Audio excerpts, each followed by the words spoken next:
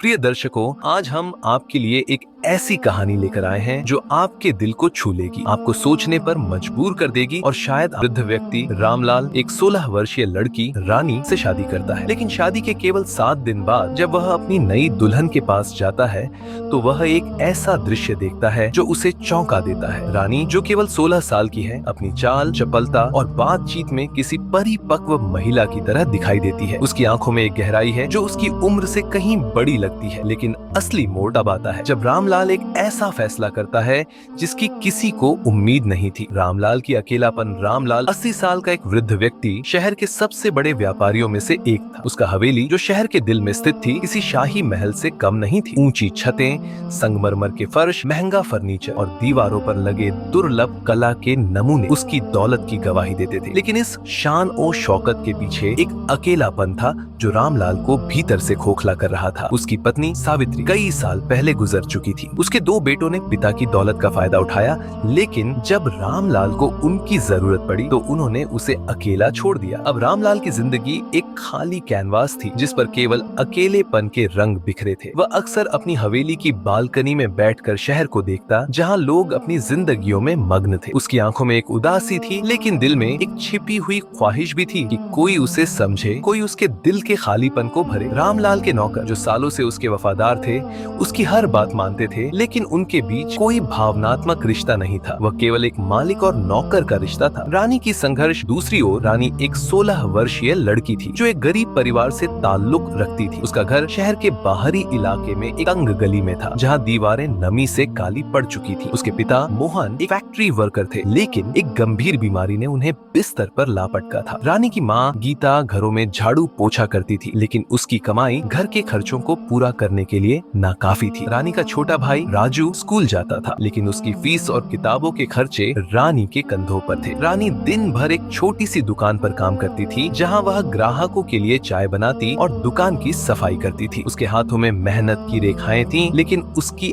आंखों में एक चमक थी जो जिंदगी की कठिनाइयों के बावजूद नहीं बुझी थी। वह हर रात अपने पिता के सिरहाने बैठकर दुआएं मांगती थी कि वह ठीक हो जाए, लेकिन कर्जदाताओं की धमकियां और घर के बढ़ते हुए खर्चे उसे दिन रात परेशान करते। एक दिन रामलाल अपनी महंगी गाड़ी से उतरकर एक सस्ती चाय की दुकान पर रुका। वह शहर के उस हिस्से में कम ही आता था, लेकिन उस दिन उसे पुराने दोस्त से मिलने जाना था। दुकान पर रानी अपनी जेब से सिक्के निकालकर गिन रही थी ताकि चाय खरीद सके। उसकी मासूम हरकतें और चेहरे पर परेशानी की रेखाएं रामलाल की नजरों से नहीं बची। वह उसे देखता रह गया, जैसे उसकी मासूमियत ने उसके दिल के तार छेड़ दिए। रामलाल आगे बढ़ा और धीरे से बोला, क्या तुम रानी हो? रानी ने हैरानी से उसे देखा। उसके सामने एक वृद्ध व्यक्ति था जिसके चेहरे पर उम्र की झुर्रियां थीं, लेकिन आंखों में एक अजीब सी चमक थी। जी हाँ, लेकिन आप मुझे कैसे जानते हैं? रानी ने हिचकिचाते हुए पूछा। रामलाल ने मुस्कुराते हुए कहा, मैं तुम्हारी जिंदगी के बारे में सब कुछ जानता हूँ। तुम्हारे पिता की बीमारी, तुम्हारे भाई की पढ़ाई और घर का कर्ज। अगर तुम चाहो तो मैं तुम्हारी तकदीर बदल सकता हूँ। बस एक शर्त है, मुझसे शादी कर लो। रानी के लिए यह बात एक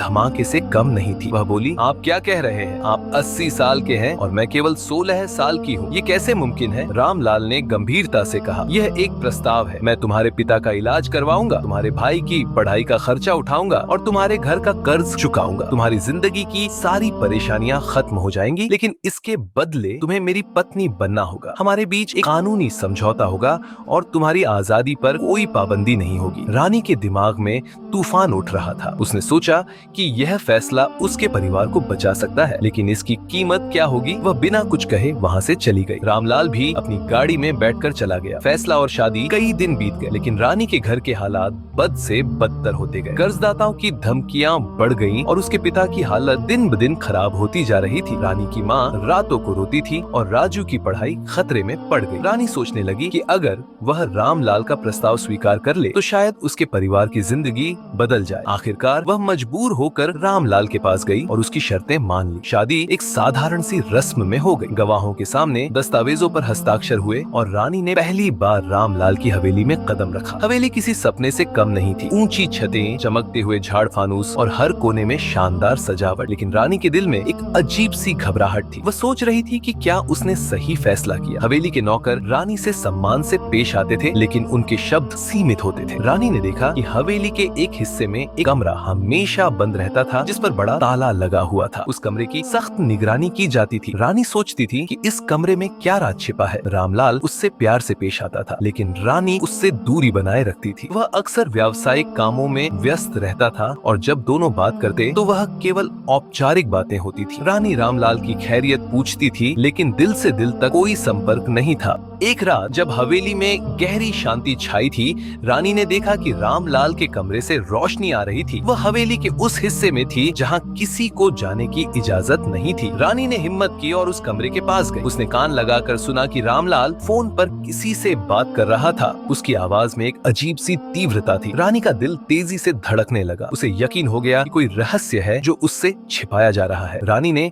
रामलाल के एक खास नौकर 22 साल के राजू से बात की। राजू हवेली का एक वफादार नौकर था जो हमेशा रामलाल के आदेशों का पालन करता था। रानी ने उससे रामलाल से मिलने की इजाजत मांगी। राजू ने रामलाल से बात की और इजाजत मिल गई। रानी जब रामलाल के कमरे में दाखिल हुई तो उसे आश्चर्य हुआ। रामलाल जो 80 साल का था, उस रात एक अजीब सी ऊर्जा से भरा हुआ लग रहा था। उसकी आंखों में एक चमक थी जो रानी ने पहले कभी नहीं देखी थी। रानी ने आश्चर्य से कहा, रामलाल जी, आप इस उम्र में भी इतनी ऊर्जा से भरे हैं, ये कैसे संभव है? रामलाल ने मुस्कुराते हुए कहा, रानी, जब दिल से प्यार होता है तो उम्र का कोई मतलब नहीं रहता। मैं तुम्हें सिर्फ अपनी दौलत का वारिस नहीं बनाना चाहता, बल्कि अपने दिल का मालिक भी बनाना चाहता हूँ। रानी एक साथ हैरान और परेशान थी, लेकिन उसकी मासूम आंखों में रामलाल की सच्चाई दिखाई दी। रामलाल ने रानी का हाथ पकड़ा और कहा, मुझे पता है कि तुमने यह शादी अपने परिवार के लिए की, लेकिन आज मैं तुमसे वादा करता हूँ कि मैं तुम्हें वह प्यार दूंगा जो तुम्हारे दिल को सुकून दे। रानी की आंखों में नमी आ गई। उसने कहा, रामलाल जी, मैंने कभी नहीं सोचा था कि आपकी आंखों में इतनी गहराई होगी। आज मैं आपकी हूँ। उस रात दोनों ने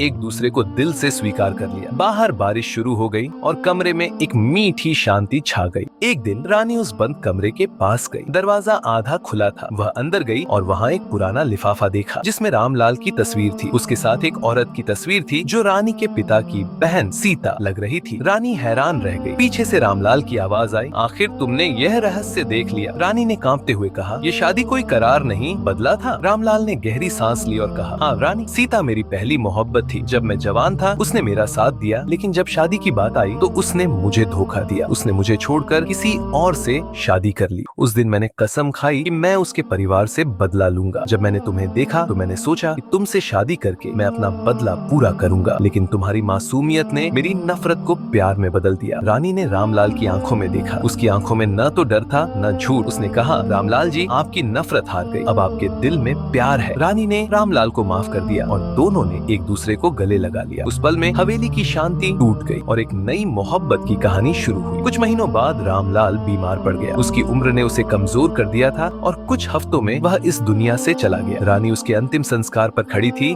उसकी आंखों में आंसू थे। उसने कहा, रामलाल जी, आपने मुझे प्यार दिया और मैं आपको हमेशा याद रखूंगी। रामलाल ने अपनी वसीयत में रानी को अपनी सारी दौलत का वारिस बनाया था। रानी ने उस दौलत से अपने पिता का इलाज कराया, अपने भाई की पढ़ाई पूरी की और अपने घर का कर्ज चुकाया। लेकिन कहानी यहीं खत्म नहीं होती। रामलाल का नौकर राजू, जो हमेशा रानी की सेवा करता था, अब उसके करीब आया। राजू एक 22 साल का होनहार नौजवान था जिसने रानी की हिम्मत और मासूमियत को हमेशा सराहा था। दोनों के बीच एक गहरा रिश्ता बन गया। रानी ने राजू से शादी कर ली और हवेली में अब तन्हाई नहीं थी। रानी के पिता स्वस्थ हो गए और उसका भाई एक अच्छा छात्र बन गया। हवेली में अब हंसी और प्यार की आवाजें गूंजती थी। ये कहानी हमें सिखाती है कि प्यार उम्र की बेड़ियों से आजाद है। ये सिर्फ शारीरिक संबंध नहीं, बल्कि एक भावनात्मक रिश्ता है जो नफरतों को खत्म कर सकता है। रानी की मासूमियत और रामलाल की सच्चाई ने एक ऐसी कहानी रची जो हमेशा याद रखी जाएगी। प्यार, माफी और इंसानियत की ताकत ने रामलाल के दिल में छिपी नफरत को पिघला दिया और रानी ने उसे एक नई जिंदगी दी। अगर यह कहानी आपके दिल को छू गई तो लाइक करें, शेयर करें और हमारे चैनल को सब्सक्राइब करें ताकि ऐसी ही दिल को छू लेने वाली कहानियां आप तक पहुंचती रहें। धन्यवाद।